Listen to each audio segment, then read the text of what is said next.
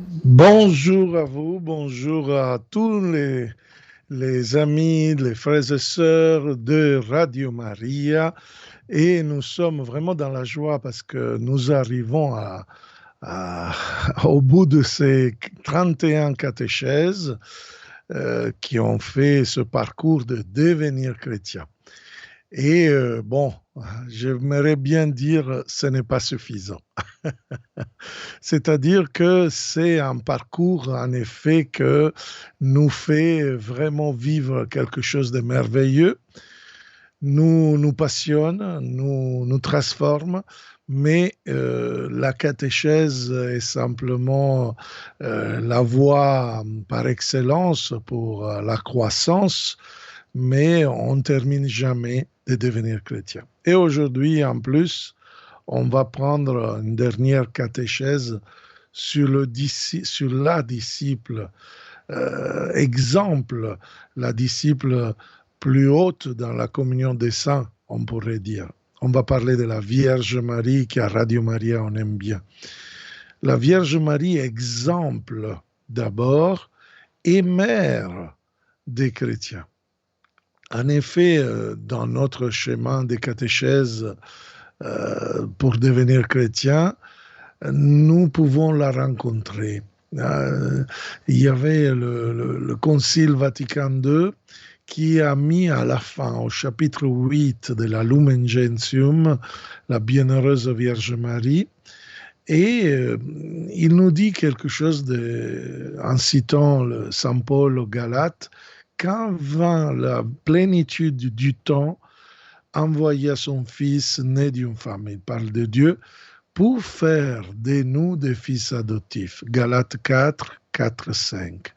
C'est justement à Marie qui la plénitude du temps nous fait faire l'expérience du Fils de Dieu, qui nous fait devenir des enfants adoptifs. Et nous voyons donc le rôle de la Vierge Marie dans le salut, dans la mission de l'Église, et encore plus le rôle de la Vierge justement dans la vie de chacun. C'est pour cela qu'elle est un exemple. Et nous voulons vraiment l'apprendre dans sa vie comme on la connaît. Si on commence par exemple à prendre déjà comme guide, hein, nous voyons vraiment que le guide doit être un exemple. L'exemple qui donne la cohérence, qui donne la crédibilité. Et la Vierge Marie a une cohérence incroyable, elle est docile, avec cette disponibilité, comme dit le pape dans une catéchèse, il disait que la Vierge prédispose les grands événements auxquels Dieu participe dans le monde. Catéchisme de l'Église catholique, dans plusieurs numéros, 2617 et suivants, il nous rappelle justement la présence de la Vierge Marie. Il nous présente son attention dans le dessein des saluts qui le Père a mis en route grâce justement au rôle de la Vierge Marie. Et nous voyons déjà dans le premier événement dont nous parle l'Ancien Testament qui annonce la Vierge Marie, tous les prophètes justement parlent de cette mère, de cette Vierge, la mère du Rédempteur. Et dans cette clarté se trouve prophétiquement esquissée dans la promesse donc d'une victoire sur le mal, sur le serpent. Il dit, la Genèse 3,15, la Vierge concevra, enfantera un fils auquel on donnera le nom Immanuel, qui en hébreu ça veut dire Dieu avec nous. On trouve plusieurs passages d'Isaïe, et particulièrement Michée 5, et on le retrouve dans l'évangile de Matthieu. Mais l'événement plus important, c'est l'événement de l'Annonciation. Là, le oui de Marie arrive dans un exemple de véritable prière. Le pape François, dans le 2020, avait fait une admirable catéchèse de la Vierge Marie, femme de prière, c'était la catéchèse 15, dans laquelle vraiment le pape dit que l'Annonciation arrive dans un moment de recueillement de la Vierge. Et justement, Marie en prière accueille l'ange Gabriel qui lui apporte l'annonce du salut. Son me voici, petit et en même temps immense, et va être vraiment quelque chose qui va faire sursauter la création tout entière. Avait été précédé justement dans l'histoire du salut par tant d'autres me voici, tant d'autres personnages bibliques dans l'obéissance, dans la confiance, avaient donné la disponibilité à la volonté de Dieu. Mais maintenant, la Vierge Marie, il se donne justement pour être celle qui va se précipiter. La parole justement de l'Évangile nous dit que tout de suite, elle partage donc vers la cousine Élisabeth. Et donc, la Vierge Marie, dès qu'elle a donné sa disponibilité, il ne s'arrête pas et il va vraiment mettre en pratique. Et la parole nous dit que, bon, selon les études qui partent pour Ein Karem, selon la tradition, c'est dans cette ville d'Israël qu'en effet habitait donc la famille de Saint Jean-Baptiste, donc la cousine Élisabeth, et donc son mari Zacharie, qui était un des prêtres selon l'ordre d'Abia, dit la Bible. Donc c'est des classes sacerdotales qui ont tout un tour dans l'offrande de l'encens et dans des différentes mentions dans le temple. Donc c'était une ville de Juda, pas loin de Jérusalem, justement pour se rendre à Jérusalem facilement. Et elle, de Nazareth, se précipita en Carême, donc on pense à peu près 180 kilomètres, mais à la place de prendre la route la plus tranquille, il va prendre la route des montagnes. Il va passer dans la Samarie, nous dit l'Évangile. Et là, nous voyons vraiment la Vierge qui n'a pas peur justement de suivre le Seigneur dans les difficultés, mais il se précipite, il garde confiance et va jusqu'au bout. Et justement, elle manifeste vraiment un exemple d'ouverture à la volonté de Dieu. Combien de croyants, dit toujours Pape François dans cette catéchèse que j'ai citée, justement, souvent vivent ainsi dans cet élan, dans cette ouverture à la volonté de Dieu, dans la prière, attentif à écouter la parole, l'annonce du salut. Et voilà, c'est pour cela qu'avec humilité, il va dire, Seigneur, ce que tu veux, quand tu veux et comme tu veux, je vais le faire. C'est vraiment l'exemple d'une disciple qui vraiment peut nous enseigner à être chrétien. C'est la première disciple de son fils. Et encore, nous pensons parfois que la vie de la Vierge Marie était tout simple. Moi, en lisant la Bible, je me rends compte que ce n'était pas tout à fait le cas, parce que nous savons bien qu'est-ce qu'elle a dû justement faire face, déjà accepter d'être enceinte, et voilà, sans que son mari était vraiment dans la deuxième partie des noces. La première partie, c'est un peu comme des fiançailles, c'est une promesse, et on pouvait accéder à une cohabitation simplement la deuxième partie des noces, à ce temps voilà, d'Israël, selon les normes de ce temps. Eh bien, elle est enceinte avant. avant ce moment important. Et donc, selon la loi, elle peut être accusée justement d'être concubine avec quelqu'un et le mari peut la renvoyer. Eh bien, Saint Joseph, illuminé justement du Seigneur, il ne va pas la rejeter, il va accueillir, il va devenir le père justement de celui qui est le Fils de Dieu. Il va devenir le pasteur de l'agneau immolé et droit, comme dira l'Apocalypse. Donc Marie, dans tout cela, a dû faire face. Et vraiment, nous voyons l'attitude de ce oui qui passe même des difficultés, qui vraiment, comme dira même le Concile, elle a un rôle dans l'économie du salut, dans l'espérance, parce qu'à partir de l'incarnation, elle va enfanter Jésus, il va le suivre, devenant sa première disciple et devenant aussi le modèle de toute l'Église qui est le corps du Christ. Et Marie accompagne toute la vie de Jésus avec la prière jusqu'au pied de la croix, jusqu'à la mort, je dirais jusqu'à la résurrection. Et à la fin, elle continue, elle accompagne les premiers pas de l'Église naissante. On la voit bien dans les Actes des Apôtres, au premier chapitre, verset 14. C'était tous réunis avec Marie. Marie prie.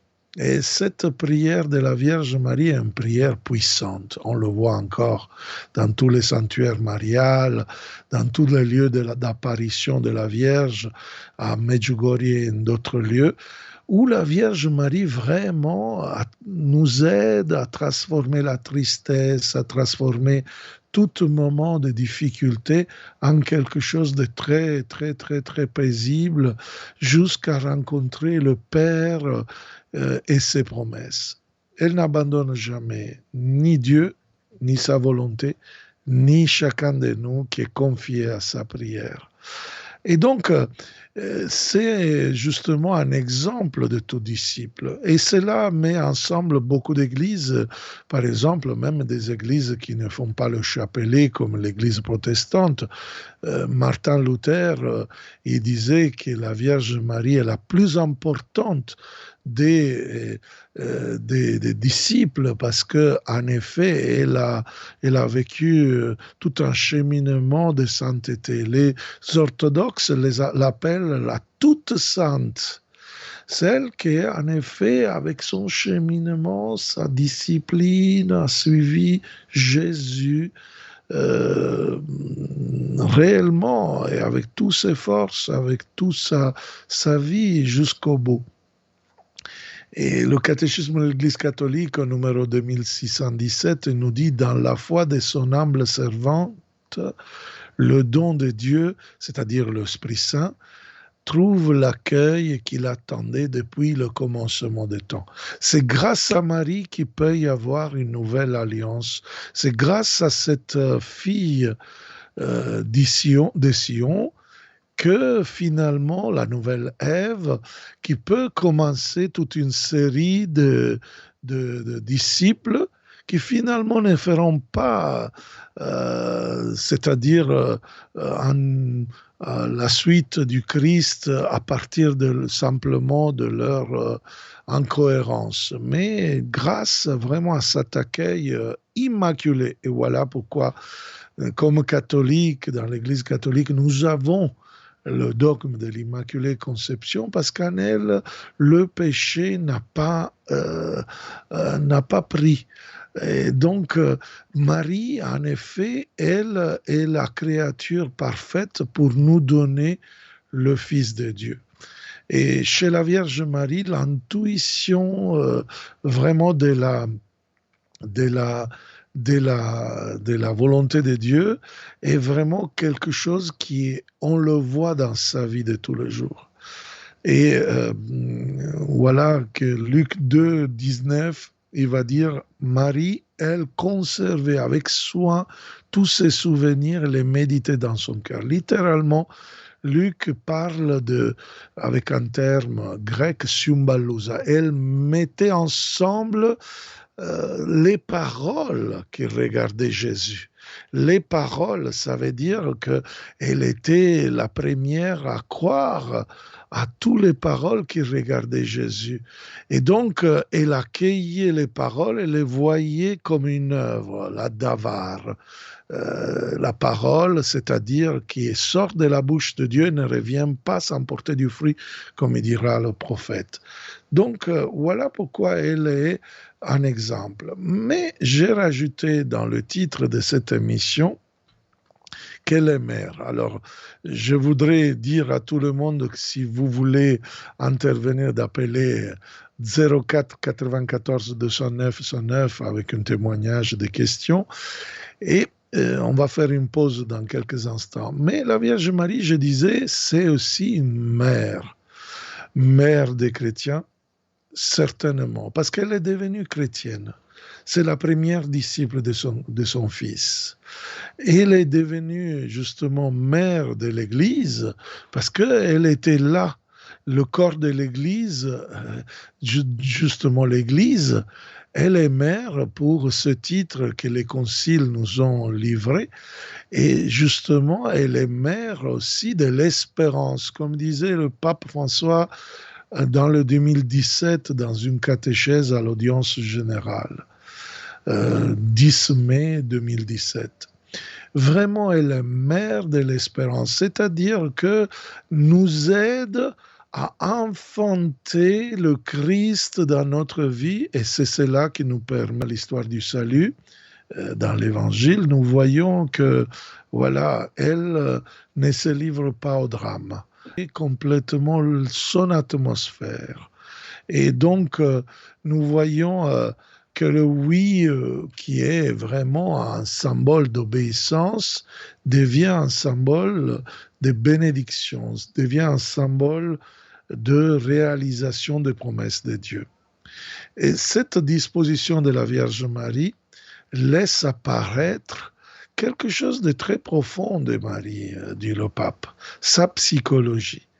Ce n'est pas une femme qui déprime devant les incertitudes de la vie. Combien de fois, beaucoup de mamans, beaucoup de femmes, souvent, ils sont prises de beaucoup de combats.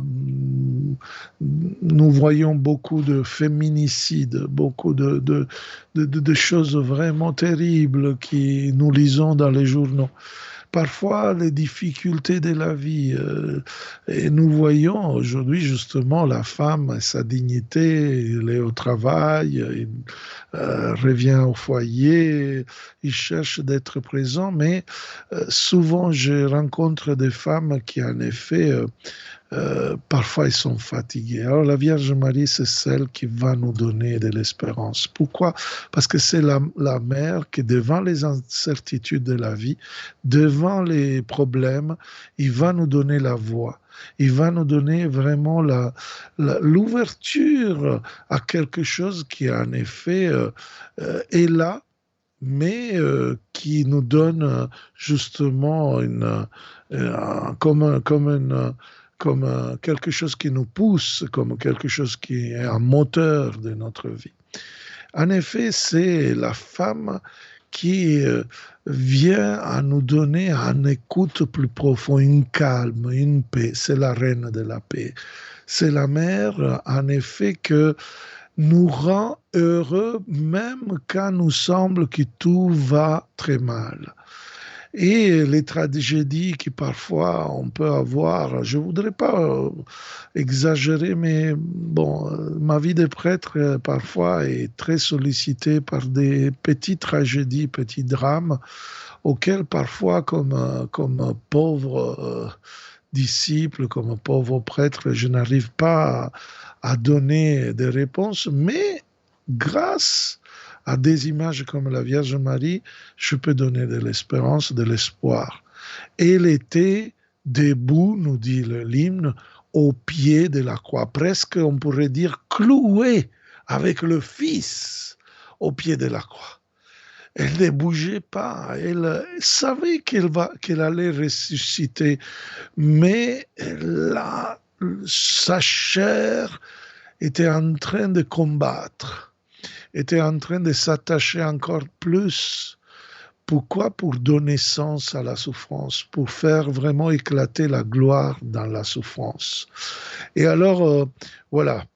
Alors, chers frères et sœurs, moi j'ai vu certains nous suivre dans les réseaux sociaux qui ont écrit une prière très belle. Maman Marie, aide-nous continuer notre chemin de sainteté.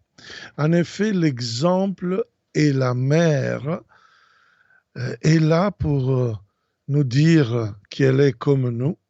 Et en même temps, elle est la mère qui va vraiment nous accompagner, nous guider. Nous ne sommes pas des orphelins.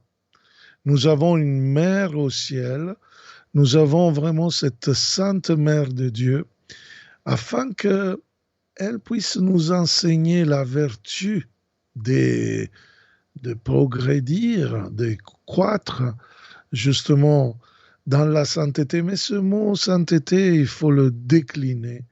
Il faut le décliner dans toutes les choses de tous les jours. Et aujourd'hui particulièrement, c'est vraiment donner du sens à toutes les choses qui parfois dans tous les jours nous semblent qui sens n'en ont pas. Et vraiment, nous pouvons trouver en elle vraiment quelque chose qui va nous donner, comment dire, une guide. Et parmi les titres de la Vierge Marie, c'est l'étoile du matin. C'est vraiment l'étoile qui marche, qui te fait marcher, qui te donne on peut dire, la direction vers le Père. Voilà, la mère. La mère est celle qui dit, mais voici quand tu as besoin, mais qui te dit, moi et le Père te cherchons comme à Jésus dans le temple, qui te renvoie au Père, qui te renvoie, c'est-à-dire à celui qui est en effet notre Dieu. Et en Jésus-Christ, il nous permet de recevoir le Saint-Esprit. Alors, dans la catéchèse du pape François du 10 mai 2017, le pape disait, je veux faire à moi ces dernières phrases de la catéchèse du pape François, que dans les moments de difficulté, Marie, la mère de Jésus, la mère que Jésus nous a offert à tous au pied de la croix, là où nous a dit, Mère, voici ton fils, Fils, voici ta mère, puisse toujours soutenir nos pas, puisse toujours dire à notre cœur, lève-toi, regarde l'avant, regarde l'horizon, parce qu'elle est la mère de l'espérance. Et pour terminer, si vous voulez bien, je voudrais confier chacun et chacune, particulièrement je voyais Enzo, un cher ami, un cher frère qui demande le baptême, je pense, dans le diocèse d'Aix-en-Provence. Alors, pour tous les catéchumènes, pour tous ceux qui sont en train de devenir chrétiens, pour tous les néophytes, pour tous ceux qui réveillent sa foi, nous voulons nous confier dans les mains de la très sainte Vierge Marie. Je vous salue Marie, pleine de grâce. Le Seigneur est avec vous. Vous êtes bénie entre toutes les femmes, et Jésus, le fruit de vos entrailles, est béni. Sainte Marie, Mère de Dieu, priez pour nous pauvres pécheurs, maintenant et à l'heure de notre mort. Amen. Alors, chers amis, chers frères et sœurs, je vous remercie pour cette émission Devenir chrétien. Je remercie tous les collaborateurs à la Radio Maria, tous ceux qui ont eu la patience avec moi au niveau technique. Je voudrais remercier tous ceux qui ont accueilli aussi mon accent un peu impeccablement italien. Et je vous donne rendez-vous à l'année prochaine. On m'a proposé quelque chose de nouveau. On va vous le dire, on va vous le communiquer. Et je serai toujours à vos dispositions. Si vous avez des choses à demander à un pauvre prêtre, vous pouvez me trouver dans tous les réseaux sociaux, Padre Baldo Alagna. Et je serai à votre service, au service de cette église qu'on aime tant. Bien. Soyez bénis et à la prochaine. Chers auditeurs, c'était notre émission Devenir chrétien avec le Père Baldo. Vous pouvez réécouter cette émission en podcast sur notre site internet radiomaria.fr.